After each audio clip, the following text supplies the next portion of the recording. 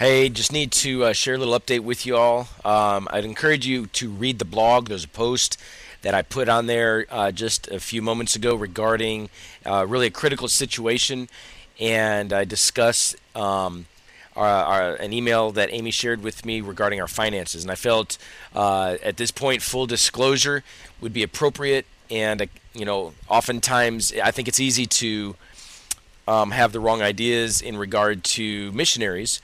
And it's easy to think that, well, if they're called, then everything just magically is taken care of in terms of finances, when the reality is many times missionaries have to leave their assignments overseas or in the inner city or wherever they're planted and go to work and go back home and find a job. And the enemy's terrified of the missionary movement. He's terrified of prayer. Put those together, and he's really shaking. And but we're in an emergency situation right now, and we're asking anybody if you would consider partnering with us on a monthly basis, and that would be very powerful right about now.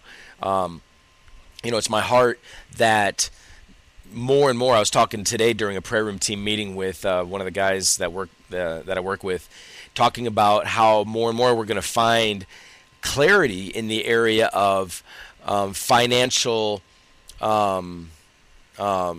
positioning, meaning God is releasing many people to pray, to be missionaries, to be intercessors, for example, to be a prayer missionary like me for 4 to 6 hours a day, and that's just the prayer part of it. Add on top of that another 4 to 6 hours of other ministry work. For example, I lead an internship. And so, but people that are released to do that, and these are people that aren't, they're not working another job, they're not doing things like that, but they are completely supported financially through others, so they can do that and make the world a better place through prayer. And but then you have the other people who are in the marketplace. And I think oftentimes right now we find ourselves in the marketplace just so we can pay the bills and live a good life and take care of the family. And that really needs to change, because those that are in the marketplace, all of us tithe, and all of us are to give above and beyond the tithe. But those that are in the marketplace, people that are working at Starbucks or attorneys or doctors or minor league baseball players, or those that work at McDonald's or Walmart, and people like that, they're in the marketplace so they can earn money for, including extravagantly supporting missionaries, so extravagantly supporting the prayer movement. If you read in Scripture and you go to the blog and see just a few scriptures, that biblically those that are in the house of prayer are not to be involved in other duties and activities in terms of raising funds. And there's a continual call for the funds to come in to the house of prayer, so many people can just be on their face crying out to the Lord night and day.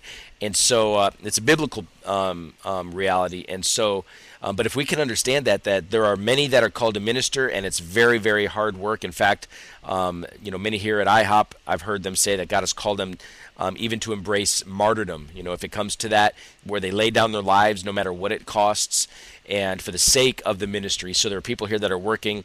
I talked to someone the other day. They said this last several days, I don't know exactly the number of days, but in a row, 150 hours, and then someone else 120 hours, which is more than usual, but because they were dealing with a certain situation, but just putting in the hours and working. And so it's hard work. It's very hard work, but it's wonderful and rewarding. But in order to do this well, we simply don't have the ability to work somewhere else. And so people like us can do this. We need people like you and who are in the marketplace to just extravagantly support. And we're so blessed by those that are supporting us already. But we need to raise, and I don't know the exact numbers. If you go to the blog, you'll see the breakdown of our exact situation right now, exact financial issues. We have 2 mortgages that we have to pay, and because our house is not sold in Colorado Springs, utilities and food and all of this, and we're doing that on support through people. So people are writing the checks, sending it in, and that's how we're paying our bills. But we need to raise that. And exceedingly great amount.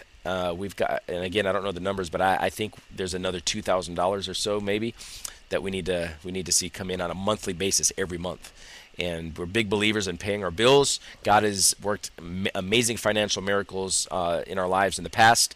It's incredibly important for us to be debt free, and we're making incredible just sacrifices and adjustments on our end. And but my heart is that there's not undue suffering, and I really want this to be a time of refreshing for my family. I want Skylar to be able to go play t-ball. We're got to come up with some money to do that on Saturday. He didn't get to play, or not t-ball, baseball. He didn't get to play last year at all, and that's his favorite sport. And it's just breaking my heart that he might not be able to do that. But we're going to do everything we can to help him. But read the blog post, and it's titled "Critical."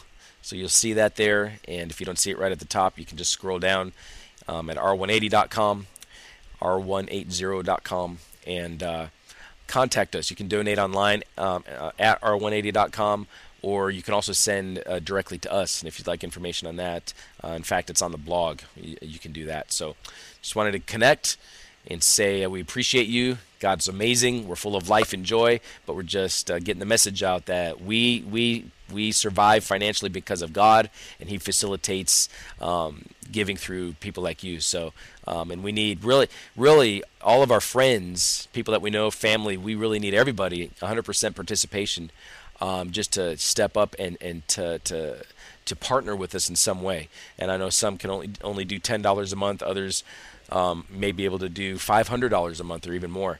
And I know there was a time back when I was in Colorado, someone felt God was telling them to pay my full salary, and I think it was around $2,600 a month at the time. My full salary, he paid it out of his pocket every month, and tragically he died in a plane crash. But what an example of someone who is just wholeheartedly devoted to the prayer movement. And so we need people like that. And the way we do it in our family is we have our budget, and which includes and Amy does a teaching on it. It's really great. It includes obligations, necessities, and like an obligation would be a mortgage payment. A necessity would be buying clothes, for example, if you need clothes. Could do without it if necessary, but really prefer not to. And then wants, because God does like us to have nice things and play baseball and go out to eat and things like that. And so we have this, it's called our circle, and Amy does a teaching on this, but we've got our circle, and everything that comes in that is in excess of our circle goes right back out. So if our circle is, let's pretend, I have no idea what the number is, let's pretend it's $3,000 a month, and if we bring in, let's say we bring in, so that would be what, $36,000 a year. Let's say we bring in $100,000 that year. That means everything above $36,000 would go out. And I'm not sure what our circle is. It might be $4,000 a month, or who knows. But get the point. So let's say it's $50,000, just to make it simple to understand. Let's say $50,000 a year is our circle. That includes everything. If we bring in $100,000 that year, then to keep it simple, 50,000 of it goes back out, and there's a variety of ways that can work. I don't know all the answers to that, but bottom line is we're not hoarding or just devouring the excess. We're planting it into fertile soil, and so that's how it works. So you're awesome. God's awesome. We're having a great time out here. God's blessing us. We're excited about the internship. But if you'd pray about this with us, get in touch with us ASAP. We need something to happen this week. Or next week at the latest. So be blessed. Talk to you soon.